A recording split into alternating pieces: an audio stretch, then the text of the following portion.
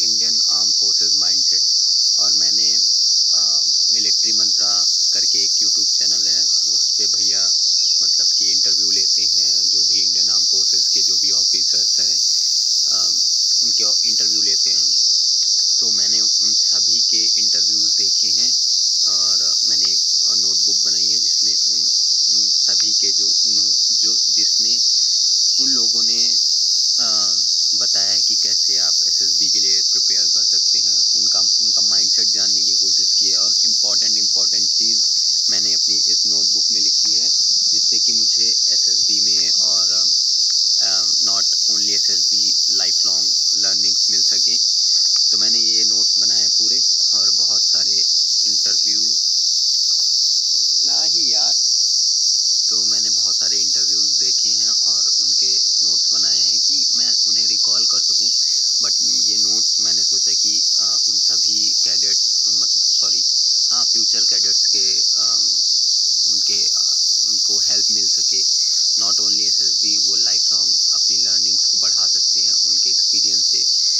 Life में जितनी challenges हैं उनको इनके माइंडसेट से हम उन लोग को डिफीट कर सकते हैं।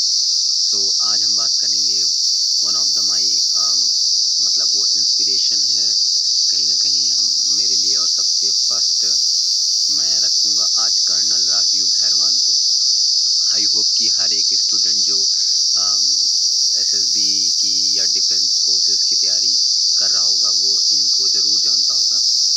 तो इन्होंने इनके बारे में बताऊंगा कि इनका एक इंटरव्यू है जिसमें इन्होंने बहुत सारी चीज़ें बताई हैं। जैसे कि स्टार्ट करते हैं तो उनका पहला मतलब मैं पॉइंट बताऊंगा कि वो सबसे इम्पॉर्टेंट है। आप उस इंटरव्यू को देखेंगे वही मिलेगा, लेकिन जो सीखने की चीज़ें हैं वो मैं यहाँ पे डिस्कस करूँगा। तो फर्स्ट पॉइंट था उनका जो मैंने लिखा, वो पहला है जो प्राप्त है वो पर्याप्त है। फर्स्ट ये चीज़ कि जो प्राप्त है वो पर्याप्त है। ये पहली चीज़ कि आप समझ लीजिए कि जो प्राप्त है वो पर्याप्त है, कि जो आपके पास है वो पर्याप्त है। चीज़ें आपको कंप्लेन नहीं करनी है कि मेरे पास ये नहीं है, मेरे पास वो नहीं है। जो प्राप्त है वो पर्याप्त है ना। तो ये पहली चीज़। एंड सेकंड चीज़ उन्होंने कहा कि जो मैंने नोट की, से I love you mummy and पापा। दुनिया में आप सबसे कहने के लिए घूमते फिरते हैं पेरेंट्स को छोड़ के, तब पछताओगे जब उन्हें सुनाई नहीं देगा, वो नहीं रहेंगे। सो प्लीज़ डू दिस, प्यार करो यार, देयर टाइम फ्लाइज। मतलब कि समय निकल जाएगा। आप दुनिया में सबसे कहने के लिए फिरते हो आई लव यू, आप अपने क्रश के पीछे जाते हो, आप किसी से भी कहने लगते हो, लेकिन आप अपने मम्मी पापा को कभी आई लव यू बोल के देखिए, है ना। तो ये इनकी दूसरी चीज़ इन्होंने बताई जो मैंने नोट किया। एंड थर्ड इस चीज़ की, माहौल आपके हाथ में है, आप कैसे बनाते हो। सेना में कहते हैं जो प्राप्त है वो पर्याप्त है। खुश रहने के लिए कौन कहता है कि बहुत रिसोर्सेज चाहिए। सब आपके साथ, सब आपके हाथ में है। शिकायत नहीं करनी चाहिए किसी भी चीज़ के लिए। Live in the present and enjoy.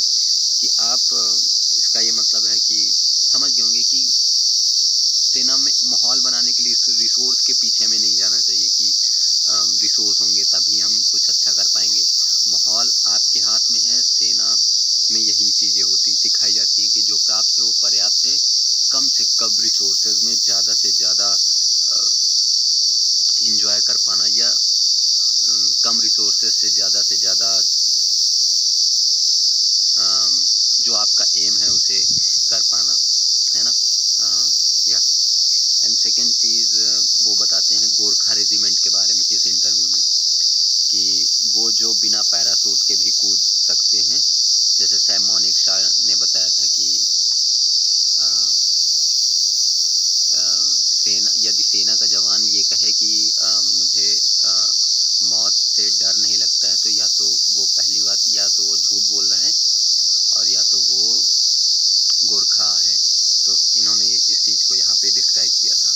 And fourth चीज़ ये थी, उन्होंने बताया task taken and task done. ये चीज़ कि अगर कोई भी टास्क सेना में मिलता है तो मिला और वो कंप्लीट हो गया। इसी तरह आप अपनी लाइफ में कर सकते हैं कि आपने जो सोचा वो इंस्टेंट तुरंत होना चाहिए। ओवर थिंक नहीं करना है किसी भी चीज़ के लिए, ज़्यादा क्वेश्चन नहीं करने हैं। आपने सोचा कि मुझे इतनी देर पढ़ना है, मुझे रनिंग के लिए जाना है, मुझे जिम के लिए जाना है, तो never second thought, task taken and task done. तो ये पांचवी चीज़ हो गई थी। एंड सिक्स जो चीज़ मैंने लिखी, जो उन्होंने बताया कि अगर आप दूसरों को खुश देखना चाहते हो तो पहले खुद खुश रहना सीखो। कितनी अच्छी बात है ना, कि सेना में हमेशा एक दूसरे को इनकरेज किया जाता है, एक दूसरे को मोटिवेट किया जाता है, दूसरे को इंस्पायर किया जाता है। और आप तब वो कर पाएंगे एज ऑफिसर, आप जब वो कर पाएंगे जब आप में ये सब क्वालिटीज़ होंगी। जब आप अंदर से खुश रहेंगे तो आप दूसरों को खुश कर सकते हैं। You are the mirror you know of other side. मतलब आप जैसा एक्सप्रेशन लेके जाएंगे दूसरों के सामने, वैसा ही आप रिफ्लेक्ट होगा। तो ये बहुत ज़रूरी चीज़ है, उन्होंने बताया। और फिर उन्होंने एक लाइन बताई थी in English, life in the army they says very fine.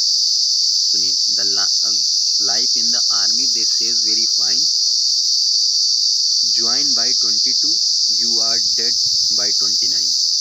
मतलब प्रिडिक्ट नहीं कर सकते हो कि लाइफ में क्या होने वाला है। So enjoy your present. आप प्रेजेंट को एंजॉय कीजिए, आप प्रेजेंट में रहिए, क्योंकि इन इंडियन आर्मी में लाइफ बहुत टफ है। आपको मेंटली और फिज़िकली स्ट्रांग रहना पड़ेगा। हर एक मोमेंट को एंजॉय कीजिए, वही ये बताते हैं। और लाइफ में भी एंजॉय कीजिए। आप फौज ज्वाइन करें या ना ज्वाइन करें, आप वर्दी पहने या ना पहने, लेकिन एटीट्यूड एंड माइंडसेट ऐसा होना चाहिए। और मेरा उद्देश्य भी इसी चीज़ को लेकर है। एंड आगे वो बताते हैं, everyone make to do list but I make not to do list. मतलब कि वो सेना में जब वो कार्यरत थे तो उन्होंने बताया कि मैं टू डू लिस्ट नहीं बनाता, मैं बनाता हूँ I make not to do list, कि मुझे ये तो करना ही नहीं है। मतलब वो काम नहीं करना जो दूसरे गलत तरीके से करते हैं, है ना, गलत तरीके से काम करते हैं, वो तो मुझे करना ही नहीं। तो मैं टू डू लिस्ट नहीं बनाता हूँ, मैं बनाता हूँ I make not to do list, है ना, ये चीज़। एंड सेकंड लास्ट चीज़ ये कि दिल, आँख, जुबान, दिल, दिमाग, आँख, जुबान और दिल एक लाइन में होना चाहिए।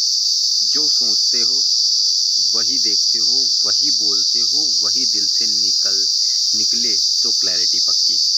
ये चीज़ उन्होंने बताया। एंड लास्ट चीज़ उन्होंने बताया, लाइफ इज़ कॉम्बैट, कि जीवन एक युद्ध है। तो आई होप कि ये इनका पूरा एक इंटरव्यू आई होप कि 40 से 45 मिनट का होगा। और उनके इम्पॉर्टेंट चीज़ें थी जो मैंने नोट की। और यही आपको मैं बताना चाहता था कि इनसे कोई भी चीज़ें निकालिए और अपनी लाइफ में इम्प्लीमेंट कीजिए।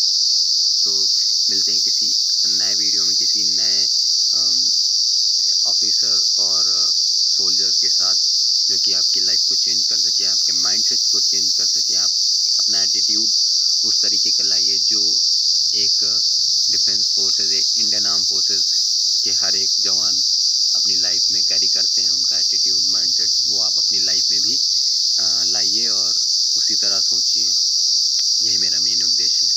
तो चलते हैं। So thank you everyone. I hope आपने बहुत कुछ सीखा होगा, जाना होगा। Thank you everyone. जय हिंद।